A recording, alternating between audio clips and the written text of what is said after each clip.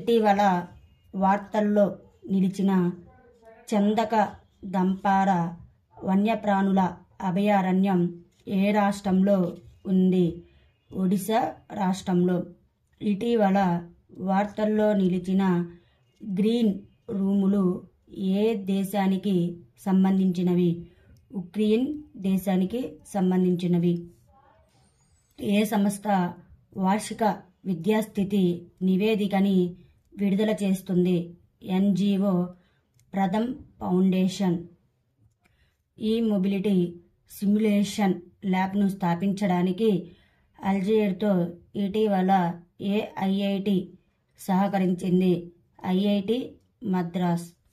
47వ అంతర్జాతీయ Kolkata book ఫెయిర్కు theme దేశం ఏది? United Kingdom. హెచ్డిఎఫ్సి బ్యాంకు ప్రస్తుతం సింగపూర్లో ఏమి కోరుకుంటుంది? Banking licence. భారతదేశపు మొట్టమొదటి గ్రాఫేన్ సెంటర్ మరియు ఐఓటీసీఓని కేరళలో ఎవరు ప్రారంభించారు? నీతి కార్యదర్శి ఎస్ కృష్ణన్. ముసాయిదా బడ్జెట్ను పార్లమెంటులో సమర్పించే ముందు ఎవరి ఆమోదంతో సమీక్షిస్తారు? క్యాబినెట్. మొదటి మదర్ మిల్క్ బ్యాంకు ఏ రాష్ట్రంలోని మొహాలీలో స్థాపించబడింది?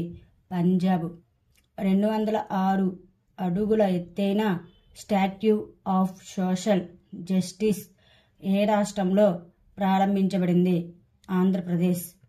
9వ ఎడిషన్ ఇంటర్నేషనల్ బెలూన్ ఫెస్టివల్ ఏ రాష్ట్రంలోని పొల్లాచ్చిలో ప్రారంభమైంది?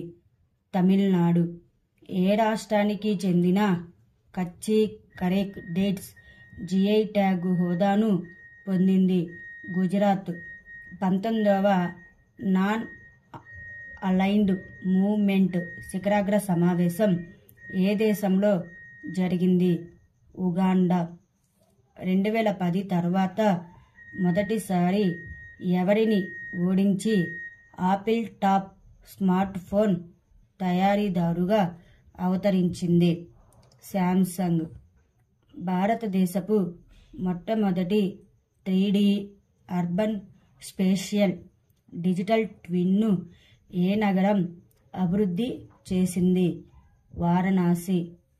ఎర్ర సముద్రంలో షిప్పింగ్ను రక్షించడానికి ఏ బహుళజాతి ప్రయత్నం లక్ష్యంగా పెట్టుకుంది?